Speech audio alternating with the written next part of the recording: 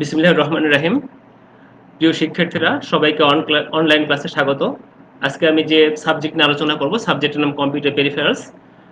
Subject code 66645। এটা চতুর্থ পর্ব কম্পিউটার টেকনোলজি সাবজেক্ট। আজকে এই সাবজেক্ট ক্লাস উপস্থাপনে আছি আমি Mohammad Ruhul Amin, junior instructor computer, Rangpur polytechnic institute, Rangpur. আজকে আমি যে টপিক নিয়ে আলোচনা করব, এই কম্পিউটার পেরিফেরালস সাবজেক্টের ষষ্ঠ অধ্যায়ে understand the operation of inkjet printer. আজকের এই আলোচনায় আমরা নিম্নের বিষয়গুলো জানার চেষ্টা করব। ইঙ্কজেট প্রিন্টার ও বাবল জেট প্রিন্টার কি, ইঙ্কজেট প্রিন্টারের বৈশিষ্ট্য, ইঙ্কজেট প্রিন্টারের বিভিন্ন অংশের নাম ও কাজ, ইঙ্কজেট প্রিন্টারের কার্যপদ্ধতি, ইঙ্কজেট প্রিন্টারের স্পেসিফিকেশন এবং ইঙ্কজেট প্রিন্টারের সুবিধা অসুবিধা সমূহ। ইঙ্কজেট প্রিন্টার, এই প্রিন্টারের প্রিন্টিং কাজ করার জন্য হাই স্পিড ইঙ্ক ড্রপ ব্যবহার করা হয়, আর এই ড্রপ তৈরি করার জন্য নজেল ব্যবহার করা হয়, যার পিছনে ক্রিস্টাল ড্রাইভার থাকে। নজেলের কম্পাঙ্কর ফলে ক্রিস্টাল ড্রাইভারের কম্পাঙ্কর ফলে নজেল দিয়ে খুব দ্রুত বা হাই স্পিড আকারে ড্রপ বেরিয়ে যায়। যে ড্রপগুলো বেরিয়ে যায় সেই ড্রপগুলো ডায়ামিটার 0.06 মিলিমিটার। দুটি ইঙ্ক ড্রপের মধ্যবর্তী দূরত্ব বা গ্যাপ থাকে 0.15 মিলিমিটার। ভালো প্রিন্ট করার জন্য এই প্রিন্টারের প্রতিটি ক্যারেক্টারের জন্য 10⁻³ অর্থাৎ 1000টি ড্রপ রিলিজ করে এবং প্রতি সেকেন্ডে 10⁵ ড্রপ রিলিজ করে, যার দ্বারা 100টি ক্যারেক্টার প্রিন্ট করা সম্ভব। অর্থাৎ ড্রপ স্প্রের মাধ্যমে মূলত এই ইঙ্কজেট প্রিন্টারটা প্রিন্টিং কাজ সম্পন্ন করে থাকে। আর এই ড্রপ স্প্রে করার জন্য আমরা যে নজেল ব্যবহার করে থাকি, সেই নজেলের পিছনে একটা ক্রিস্টাল ড্রাইভার লাগানো থাকে। বাবল জেট প্রিন্টার, এই প্রিন্টারের প্রিন্ট করার জন্য হাই স্পিড ইঙ্ক ড্রপ ব্যবহার করা হয়। তবে এই ড্রপ তৈরি করার জন্য ক্রিস্টাল ড্রাইভারের পরিবর্তে হেডের সাথে হিটার লাগানো থাকে, যার কালির সূক্ষ্ম কণাগুলিকে বাষ্পে পরিণত করে নজলের মধ্য দিয়ে বেরিয়ে এসে প্রিন্টিং কাজ সম্পন্ন করে। অর্থাৎ এখানে ড্রপ বের করার জন্য আমরা ইঙ্কজেট প্রিন্টারের ড্রপ বের করার জন্য আমরা ক্রিস্টাল ড্রাইভার ব্যবহার করে থাকি, যেটা 100 কিলোহার্টজ ফ্রিকোয়েন্সিতে কাঁপানো হয়। আমি পরবর্তী স্লাইডে বিস্তারিত আলোচনা করব। আর বাবল জেট প্রিন্টারের প্রিন্টিং কাজ সম্পন্ন করার জন্য হেডের সাথে হিটার লাগানো থাকে, ফলে কালিটাকে উত্তপ্ত করে বাষ্পে পরিণত করে নজল দিয়ে বেরিয়ে এসে প্রিন্টিং কাজ সম্পন্ন করে। এই হচ্ছে ইঙ্কজেট এবং বাবল জেট প্রিন্টারের মধ্যে মূল পার্থক্য। ইঙ্কজেট প্রিন্টারের বৈশিষ্ট্যসমূহ। এটি একটি নন ইম্প্যাক্ট প্রিন্টার। ইম্প্যাক্ট প্রিন্টার এবং নন ইম্প্যাক্ট প্রিন্টার কি আমরা গত ক্লাসে জেনেছি। তারপরে বলি যে প্রিন্টারটা ধাক্কার মাধ্যমে বা আঘাতের মাধ্যমে প্রিন্ট করে থাকে তাকে বলা হচ্ছে ইম্প্যাক্ট প্রিন্টার। যেমন dot matrix printer, daisy wheel printer, chain printer, thermal printer, এগুলো হচ্ছে আমাদের ইম্প্যাক্ট প্রিন্টার। আর ইঙ্কজেট প্রিন্টার কালি স্প্রের মাধ্যমে যেটা প্রিন্টিং কাজ সম্পন্ন করে তাকে বলা হচ্ছে নন ইম্প্যাক্ট প্রিন্টার। এই ইঙ্কজেট প্রিন্টার, লেজার প্রিন্টার এসব হচ্ছে নন ইম্প্যাক্ট প্রিন্টারের উদাহরণ। এখানে প্রিন্ট করতে লিকুইড ইঙ্ক বা কালি ব্যবহার করা হয়। প্রতি সেকেন্ডে 100টি ক্যারেক্টার ছাপানো যায়। গতি ডট ম্যাট্রিক্স প্রিন্টের তুলনায় বেশি। প্রিন্টিং কোয়ালিটি খুবই ভালো। গ্রাফিক্সের কাজ করা যায়। প্রিন্ট করার সময় কম শব্দ হয়। অ্যাকচুয়াল শব্দ হয় না এটা বললে ভুল হবে, কারণ প্রতিটি মেকানিক্যাল ডিভাইস যখন কাজ করে অবশ্যই কোনো না কোনো শব্দ তৈরি করে। প্রিন্টিং খরচ একটু বেশি, কারণ ইঙ্কজেট প্রিন্টারের জন্য আমরা যে ক্যালি ব্যবহার করি এটার দাম দেখা যাচ্ছে যে এটার দামের সাথে আর কিছু টাকা দেওয়া হয়, একটা নতুন ইঙ্কজেট প্রিন্টার হয়ে যায়। কিছু কিছু প্রিন্টার উভয়মুখী প্রিন্ট করতে পারে। এই হচ্ছে মূলত ইঙ্কজেট প্রিন্টারের বৈশিষ্ট্যসমূহ। এখন আমরা দেখব এক নজরে ইঙ্কজেট প্রিন্টারের বিভিন্ন অংশ। প্রিন্টার বডি, আমরা একটা ডট ম্যাট্রিক্স প্রিন্টারও দেখছি যে কোনো জিনিস স্থাপন করার জন্য একটা কেস লাগে বা একটা বডি লাগে, সেটা হচ্ছে এই যে আমি ছবিতে দেখানোর চেষ্টা করছি, এটা প্রিন্টারের বডি। মাদারবোর্ড, প্রতিটি ডিভাইসের একটা মেইন বোর্ড থাকে যেখান থেকে এর সাথে সংযুক্ত সকল ডিভাইসকে নিয়ন্ত্রণ বা পরিচালনা করে থাকে। কন্ট্রোল প্যানেল, এটাকে নিয়ন্ত্রণ করার জন্য বিভিন্ন ধরনের সুইচ বা বিভিন্ন ধরনের ইন্ডিকেটর লিড থাকে এখানে। পাওয়ার সাপ্লাই ইউনিট, যেহেতু এটা ইলেকট্রনিক্স ডিভাইস এখানে অবশ্যই পাওয়ার সাপ্লাই ইউনিট থাকবে, যার মাধ্যমে এর সাথে সংযুক্ত বিভিন্ন প্রকার ডিভাইস, মাদারবোর্ড, মোটর এদেরকে পাওয়ার সরবরাহ বা ইলেকট্রিসিটি সরবরাহ করে থাকে। পাওয়ার ট্রান্সফার ইউনিট পাওয়ার সাপ্লাইয়ের মানে ভোল্টেজটাকে স্টেবল হাই বা লো করার জন্য পাওয়ার ট্রান্সফার ইউনিট ব্যবহার করা হয়ে থাকে।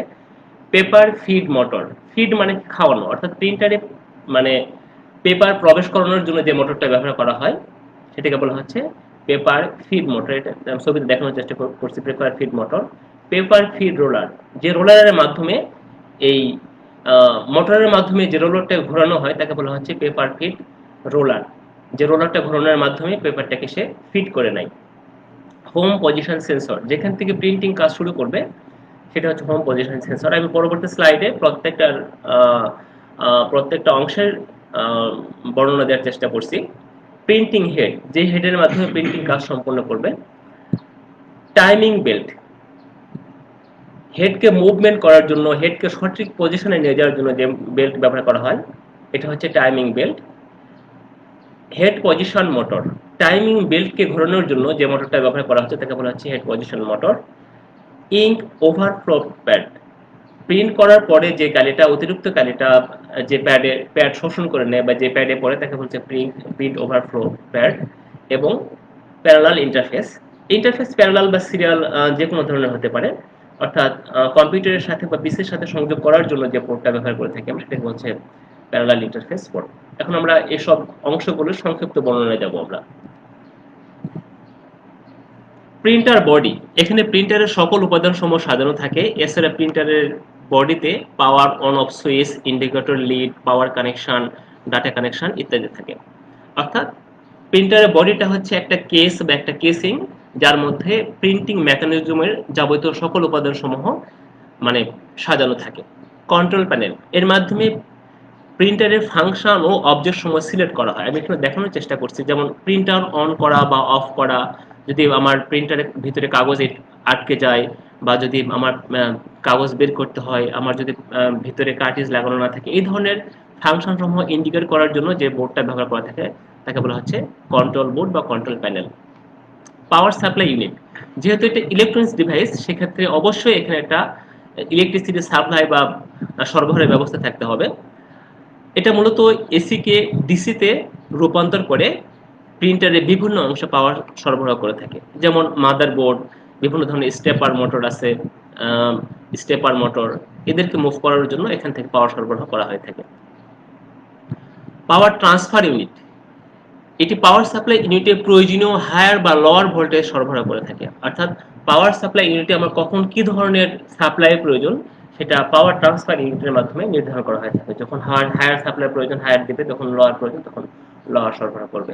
মাদারবোর্ড, প্রতিটি ডিভাইসের জন্য একটা মেইন বোর্ড থাকে যার সাথে ওই ডিভাইসের সকল মেকানিজম, আমরা যদি কম্পিউটার বলি, আমরা যদি স্মার্টফোন বলি বা আমরা যেই ইলেকট্রনিক্স ডিভাইসের কথাই বলি না কেন, প্রতিটি ডিভাইসের জন্য একটা মেইন বোর্ড থাকে, এটাকে বলা হচ্ছে এটার মাদারবোর্ড।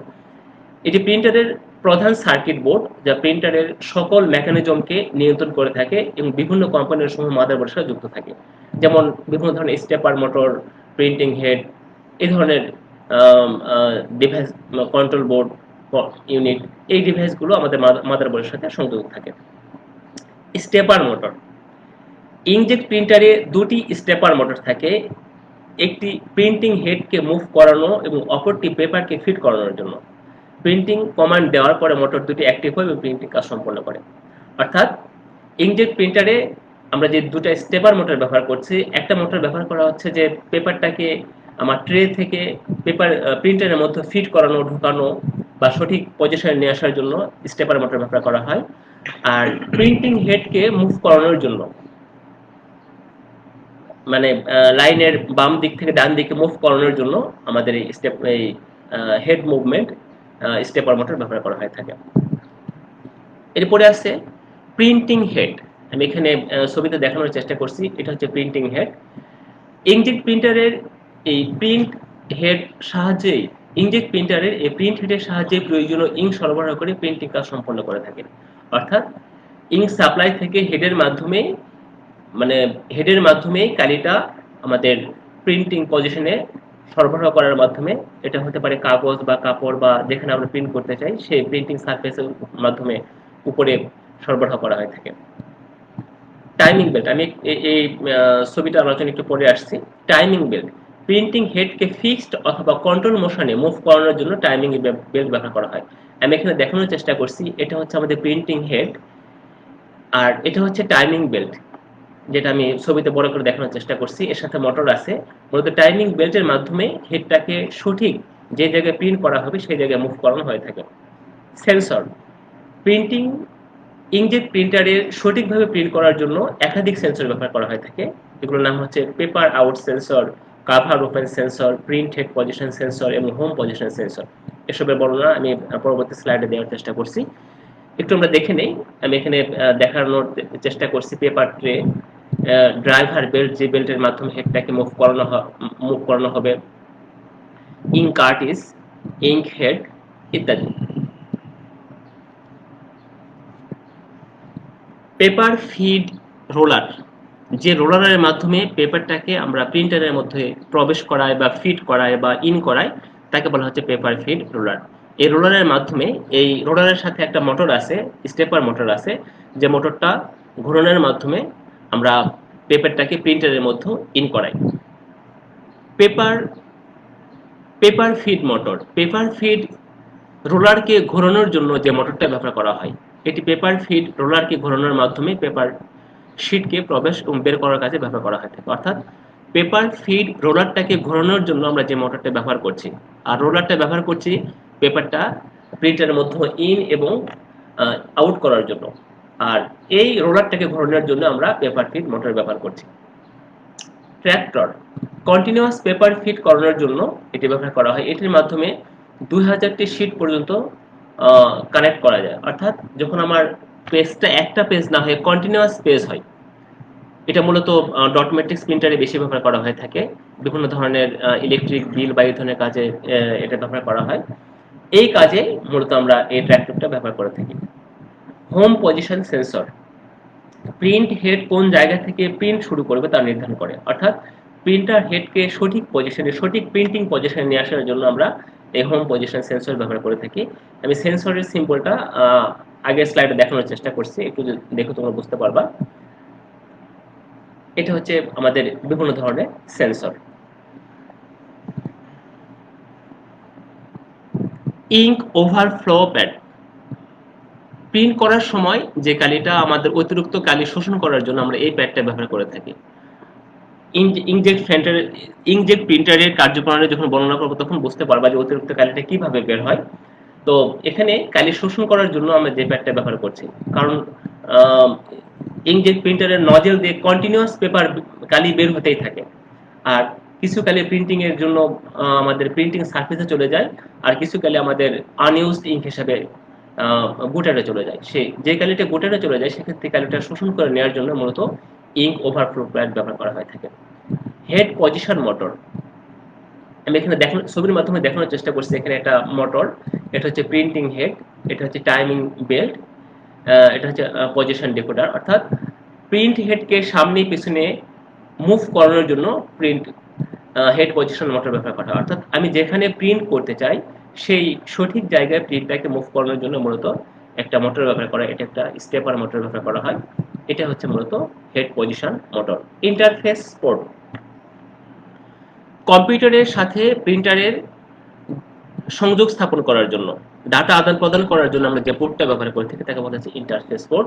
এটা হতে পারে প্যারালাল পোর্ট, এটা হতে পারে সিরিয়াল পোর্ট ইত্যাদি। দেখুন ছবিতে দেখানোর চেষ্টা করছি। ইঙ্কজেট প্রিন্টারের কার্য পদ্ধতি, একটা ইঙ্কজেট প্রিন্টার কিভাবে কাজ করে আগে আমি স্লাইডটা পড়ে নেই, তারপর আমি এটার বর্ণনা দেওয়ার চেষ্টা করব। ইঙ্কজেট প্রিন্টারে ইঙ্ক সাপ্লাই হতে পাম্পের মাধ্যমে নজলে ইঙ্ক সরবরাহ করা হয়। আমাদের ink supply, fluid ink supply, এখান থেকে পাম্পের মাধ্যমে আমরা নজলে ইঙ্ক সাপ্লাই করছি। নজলের ঠিক পিছনে পিজু ক্রিস্টাল থাকে। এই যে নজল, তার ঠিক পিছনে একটি পিজু ক্রিস্টাল আছে, এবং এই পিজু ক্রিস্টালকে এক্সটার্নাল ক্রিস্টাল ড্রাইভারের মাধ্যমে 100 কিলোহার্টজ ফ্রিকোয়েন্সিতে কাঁপানো হয়। এর পিছনে যে একটা যে ক্রিস্টালটা আছে সেই ক্রিস্টালটাকে এক্সটার্নাল ক্রিস্টাল ড্রাইভারের মাধ্যমে 100 কিলোহার্টজ ফ্রিকোয়েন্সিতে কাঁপানো হয়। ফলে নজলের মুখ দিয়ে হাই স্পিড আকারে ইঙ্ক ড্রপ বের হতে থাকে। এই যে নজল দেখতে পাচ্ছ তোমরা এর এই মুখ দিয়ে খুব দ্রুত গতিতে স্পিড দ্রুত গতিতে আমাদের ড্রপ আকারে ইঙ্ক ড্রপ বের হতে থাকে। যে ড্রপগুলা এই নজেল দিয়ে বের হয়, আমি শুরুতে যে সংজ্ঞা বলছি সেই জিনিসটা এখানে আছে। প্রতিটি ইঙ্ক ড্রপের ডায়ামিটার 0.06 মিলিমিটার এবং দুটি ইঙ্ক ড্রপের মধ্যবর্তী দূরত্ব 0.15 মিলিমিটার হয়ে থাকে। ভালো প্রিন্ট করার জন্য এই প্রিন্টার প্রতিটি ক্যারেক্টারের জন্য 10⁻³ ড্রপ রিলিজ করে এবং প্রতি সেকেন্ডে 10⁵ ড্রপ রিলিজ করে, যার দ্বারা 100টি ক্যারেক্টার প্রিন্ট করা সম্ভব। আমি মূলত এখানে আলোচনা করলাম যে পাম্প থেকে ইঙ্ক সাপ্লাই থেকে পাম্পের মাধ্যমে কিভাবে ড্রপটা বের হয়। এখন আমরা দেখব যে এর ড্রপ বের হওয়ার পরে এর পরবর্তী স্টেপে কি ঘটনা ঘটে। নজেলের মুখ দিয়ে হাই স্পিড আকারে বের হওয়া ইঙ্ক ড্রপ সমূহ চার্জ ইলেকট্রনের মধ্য দিয়ে যাওয়ার সময় চার্জিত হয়। চার্জ ইলেকট্রনের মধ্য দিয়ে যাওয়ার সময় চার্জিত হতে থাকে এবং চার্জ ইলেকট্রোডকে নিয়ন্ত্রণ করা হয় ক্যারেক্টার ডাটা দ্বারা। এই চার্জিত ড্রপ সমূহ ডিফ্লেকশন প্লেটের মধ্য দিয়ে গিয়ে প্রিন্ট সারফেসের উপরে পড়ে ডকুমেন্ট প্রিন্ট হতে থাকে। যে ড্রপ চার্জিত হয় না তা প্রিন্ট সারফেসে না গিয়ে আনইউজড ড্রপ হিসেবে গুটারের মধ্য দিয়ে রিজার্ভারে জমা হয়, যা পরবর্তীতে ফিল্টারের মধ্য দিয়ে ইঙ্ক সাপ্লাই চলে আসে। আমি একটি অ্যানিমেশন দেখব, তার আগে আমি একটু আগের স্লাইডে গিয়ে এটার বর্ণনা দেওয়ার চেষ্টা করছি। চার্জ ইলেকট্রোড নজেল দিয়ে যে ইঙ্ক ড্রপ বের হয়ে যাচ্ছে সেই ড্রপ সমূহকে আমরা চার্জ ইলেকট্রোডের মধ্য দিয়ে ইলেকট্রোডের মধ্য দিয়ে পাঠিয়ে দিচ্ছি। আর এই চার্জ ইলেকট্রোডকে আমরা চার্জ ড্রাইভার দ্বারা নিয়ন্ত্রণ করি। আর এই চার্জ ড্রাইভারকে নিয়ন্ত্রণ করা হয় ক্যারেক্টার ডাটা দ্বারা, অর্থাৎ যে ক্যারেক্টার বা ডাটা আমরা প্রিন্ট করতে চাই সেটার দ্বারা আমরা চার্জ ড্রাইভারকে নিয়ন্ত্রণ করি। আর এই চার্জ ড্রাইভার দ্বারা চার্জ ইলেকট্রোডকে নিয়ন্ত্রণ করা হয়। এই চার্জ ইলেকট্রোডটা 0 থেকে 200 ভোল্ট দ্বারা 0 থেকে 200 ভোল্ট পর্যন্ত চার্জিত হতে থাকে। অর্থাৎ যে ক্যারেক্টারটা যে ড্রপটা প্রিন্টিং সারফেসের উপরে গিয়ে পড়বে কেবল সেই ড্রপটা চার্জিত হয়। আর যেখানে কোনো ডাটা বা কোনো ক্যারেক্টার নেই সেক্ষেত্রে সেই ড্রপটা চার্জিত না হয়ে আমাদের সরাসরি গুটারের মধ্যে দিয়ে আনইউজড ইঙ্ক হিসাবে আমাদের ফিল্টারের মধ্য দিয়ে আমাদের মেইন ইঙ্ক সাপের মধ্যে চলে আসে। চার্জ ইলেকট্রোডের মধ্য দিয়ে যে ড্রপটা চার্জিত হবে সেই ড্রপটা দুইটা প্লেটের মধ্য দিয়ে আমাদের প্রিন্টিং সারফেসের উপরে গিয়ে পড়ে। একটা হচ্ছে হরিজন্টাল ডিফ্লেকশন প্লেট, আর হচ্ছে ভার্টিক্যাল ডিফ্লেকশন প্লেট। এই প্লেট দুটোর মধ্য দিয়ে গিয়েই আমি যেখানে প্রিন্ট করতে চাই এই ড্রপগুলোকে সেই সঠিক পজিশনে ফেলানো হয়ে থাকে। আমি এখানে দেখানোর চেষ্টা করছি একটা নজেল কিভাবে কাজ করে। নজেলের পিছনে ঠিক পিজু ক্রিস্টাল ব্যবহার করা হয়েছে। ইঙ্ক সাপ্লাই থেকে ইঙ্ক সরবরাহ পাম্পের মাধ্যমে আমরা নজলে ইঙ্ক দিচ্ছি। যখন এই ক্রিস্টালটাকে 100 কিলোহার্টজ ফ্রিকোয়েন্সিতে কাঁপানো হয় তখন এই নজলের মুখ দিয়ে ড্রপ আকারে কালিটা বেরিয়ে আসে। আমি এই ইমেজের মাধ্যমে সেটা দেখানোর চেষ্টা করছি। পরবর্তীতে চার্জ ইলেকট্রোডের মধ্যে দিয়ে যাওয়ার সময় যে ড্রপগুলা প্রিন্টিং সারফেসের উপরে যাবে কেবল সেই ড্রপ সমূহ চার্জিত হয়।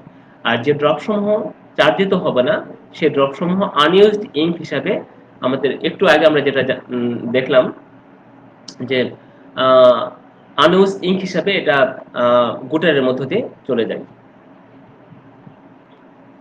একটু অ্যানিমেশনের মাধ্যমে আমরা দেখার চেষ্টা করি যে একটা ইঙ্কজেট প্রিন্টারটা কিভাবে কাজ করে। এখানে তোমরা দেখতে পাচ্ছ যখন আমার এখানে চার্জটা অ্যাক্টিভ থাকছে, যখন চার্জটা অ্যাক্টিভ থাকছে তখন যে ড্রপগুলো বেরিয়ে যাচ্ছে সেই ড্রপগুলো কালো হচ্ছে, আর যে ড্রপগুলো চার্জটা ইনঅ্যাক্টিভ অবস্থায় বের হচ্ছে সেই ড্রপগুলো আমাদের সবুজ থাকছে। আর একটু দেখার চেষ্টা করো, যে ড্রপগুলো চার্জিত হচ্ছে কেবল সেই ড্রপগুলো আমাদের প্রিন্টিং সারফেসে যাচ্ছে, আর যে ড্রপটা চার্জিত হচ্ছে না সেই ড্রপটা আনইউজড ইঙ্ক হিসেবে আমাদের গুটারে জমা হচ্ছে। আর এই চার্জ কন্ট্রোলটাকে নিয়ন্ত্রণ করা হচ্ছে আমাদের ক্যারেক্টার ডাটার মাধ্যমে। এটা হচ্ছে ডিফ্লেকশন প্লেট। দুইটা ডিফ্লেকশন প্লেট আছে। ড্রপ সমূহকে প্রিন্টিং সারফেসে সঠিক অবস্থায় ফেলানোর জন্য আমাদের এটা ব্যবহার করা হয়েছে। একটা ভার্টিক্যাল ডিফ্লেকশন প্লেট আর হচ্ছে হরিজন্টাল ডিফ্লেকশন প্লেট। আর যে কালিটা আমাদের প্রিন্ট এর কাজে ব্যবহার হচ্ছে না সেই কালিটা আমাদের আনইউজড ইঙ্ক হিসেবে গুটারে চলে আসছে, যা ফিল্টারের মাধ্যমে আমাদের মেইন যে ইঙ্ক সাপ্লাই সেখানে এসে জমা হচ্ছে। তো আরেকটু দেখার চেষ্টা করি আমরা ক্রিস্টাল কম্পাঙ্কের ফলে, কারণ আমরা যে ক্রিস্টাল ড্রাইভার ব্যবহার করছি সেই 100 কিলোহার্টজ ফ্রিকোয়েন্সিতে কাঁপার ফলে এটা কন্টিনিউয়াস এই নজেলের মধ্য দিয়ে ড্রপ বের হচ্ছে। ফলে ফলে কিছু ড্রপ আমাদের প্রিন্টিং এর কাজে ব্যবহার হচ্ছে, আর কিছু ড্রপ আনইউজড ইঙ্ক হিসাবে আমাদের গুটারে জমা হচ্ছে। এই হচ্ছে মূলত একটা ইঙ্কজেট প্রিন্টারের বেসিক ফাংশন বা মূল কার্যপ্রণালী। এখানে আরেকবার দেখানোর চেষ্টা করি। আমার একাধিকবার বলার অর্থই হচ্ছে এটা যে তোমরা আসলে বিষয়টা মুখস্থ নয়, বিষয়টা একটু বোঝার চেষ্টা করবে। আমি এখানে যে কয়েকটা পয়েন্ট ব্যবহার করছি, ইঙ্ক সাপ্লাই থেকে প্রেসারের মাধ্যমে আমরা কি করছি, এটা নজেলে দিচ্ছি। নজেল থেকে 2 নম্বর পজিশন, নজেল থেকে এক্সটার্নাল ক্রিস্টাল ড্রাইভারের মাধ্যমে যখন কম্পাঙ্ক কাঁপানো হচ্ছে, তখন এর নজেলের মুখ দিয়ে আমাদের কন্টিনিউয়াস ড্রপ আকারে কালি হাই স্পিড কন্টিনিউয়াস ড্রপ আকারে কালিটা বেরিয়ে যাচ্ছে। 3 নাম্বার পজিশনে কি হচ্ছে, আমাদের ক্যারেক্টার ডাটা সাপেক্ষে কিছু ডট চার্জিত হচ্ছে আর কিছু ডট চার্জিত হচ্ছে না। এই যে কালো ড্রপগুলা, এটা হচ্ছে চার্জিত ড্রপ, আর যেটা নীল ড্রপ এটা হচ্ছে আমাদের নরমাল ড্রপ, যেটা চার্জিত হচ্ছে না। আর চার্জ হওয়া বা না হওয়া নির্ভর করবে আমাদের ক্যারেক্টার ডাটার উপরে। আর এখানে দুটো প্লেট ব্যবহার করছি আমরা 4 নম্বর পজিশনে, একটা হচ্ছে ভার্টিক্যাল ডিফ্লেকশন প্লেট, আর একটা হচ্ছে হরিজন্টাল ডিফ্লেকশন প্লেট। এই দুটো প্লেটের কাজ হচ্ছে এই যে ড্রপগুলা, চার্জিত ড্রপগুলাকে আমাদের প্রিন্টিং সারফেস, অর্থাৎ যে জায়গায় প্রিন্ট করব আমরা সেই জায়গার সঠিক পজিশনে ফেলানো। আরেকবার দেখার চেষ্টা করি। সঠিক পজিশনে ফেলানোর জন্য আমরা এই দুটো প্লেট ব্যবহার করছি। এটা হচ্ছে প্রিন্টিং সারফেস। আর 6 নাম্বার হচ্ছে গুটার, যেটার কাজ হচ্ছে যে কালিটা ব্যবহার হবে না সেটা আনইউজড ইঙ্ক হিসাবে আমাদের ফিল্টারের মাধ্যমে মেইন ইঙ্ক সাপ্লাই এসে জমা হবে। এখানে ঠিক একই জিনিস আরেকটা ইমেজের মাধ্যমে তোমাদের কনসেপ্টটা সঠিক হওয়ার জন্য, ক্লিয়ার হওয়ার জন্য আমি আরেকটা ইমেজের মাধ্যমে দেখানোর চেষ্টা করছি। এটা ইঙ্ক সাপ্লাই, তারপরে পাম্প, তারপরে নজেল মধ্য দিয়ে আমাদের ড্রপ আকারে কালি বেরিয়ে যাচ্ছে। এই বের হওয়া কালিটা একটা চার্জিং ট্যানেলের মধ্যে দিয়ে যাচ্ছে বা চার্জ ইলেকট্রোডের মধ্যে দিয়ে যাচ্ছে, যেখানে এই ড্রপ সমূহ 0 থেকে 200 ভোল্ট দ্বারা চার্জিত হওয়ার সুযোগ আছে।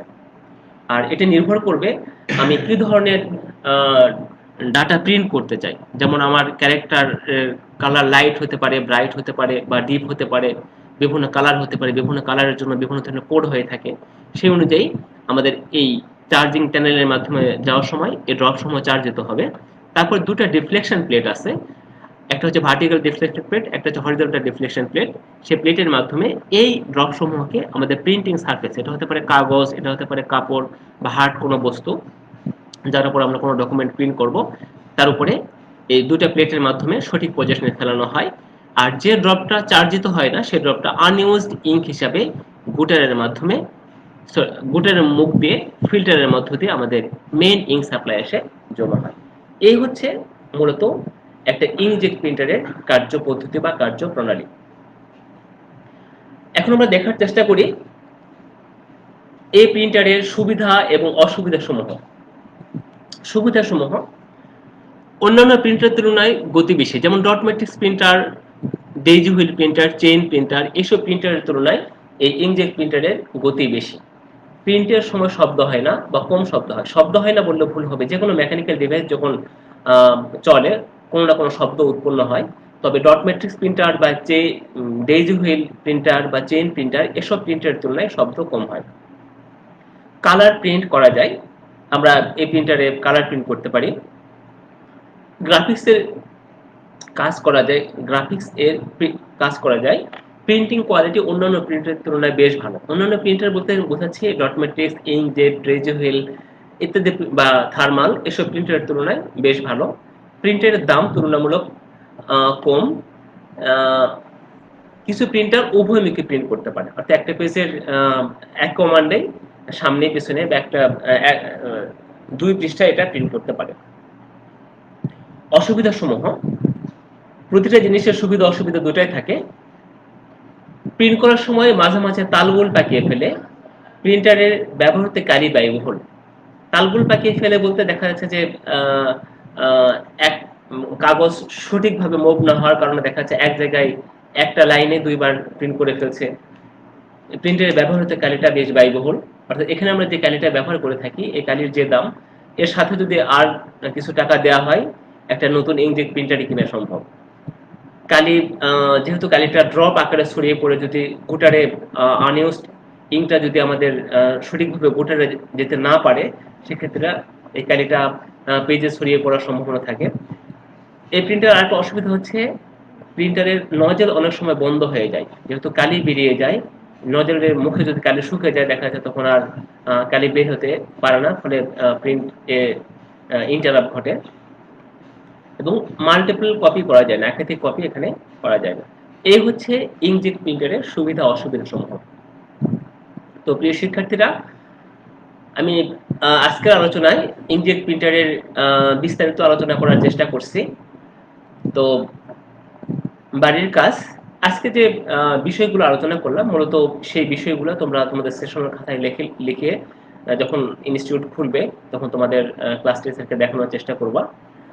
আর ভিডিওটা অবশ্যই শুধু লেখা দেখে নয়, মানে ভিডিওটা শোনার চেষ্টা করবে, কারণ আমি ভিডিওতে একটু সংক্ষেপে উপস্থাপন করার চেষ্টা করছি, আর বিস্তারিত বর্ণনা আমি মুখে বলার চেষ্টা করছি। এই কারণে শুধু লেখা দেখেই নয়, তোমরা ভিডিওটা অবশ্যই শোনার চেষ্টা করবে। এই পরবর্তী ক্লাসে আলোচ্য বিষয় থাকবে সপ্তম অধ্যায় লেজার প্রিন্টার। ইঙ্কজেট প্রিন্টারের মতো আমি লেজার প্রিন্টারের বিস্তারিত আলোচনা করার চেষ্টা করব। আর আমার ক্লাসের সময় ঠিক এই সোমবার, প্রতি সোমবার 12:30টায়, 12:30 থেকে। আর এই ভিডিওটা পুনরায় দেখতে তোমরা ভিজিট করো দক্ষতা বাতায়ন অথবা www.skill.gov.bd। আর এই ভিডিওটা আরো কি করে ভালো করা যায়, কি করলে তোমরা ভালোভাবে বুঝতে পারবে, এটা অবশ্যই কমেন্ট করে জানাবে। জানলে আমার পরবর্তী লেকচার সময় সেইভাবে রেডি করতে সুবিধা হবে। তো সবাইকে ধন্যবাদ জানিয়ে আজকে আমি এখানে শেষ করছি।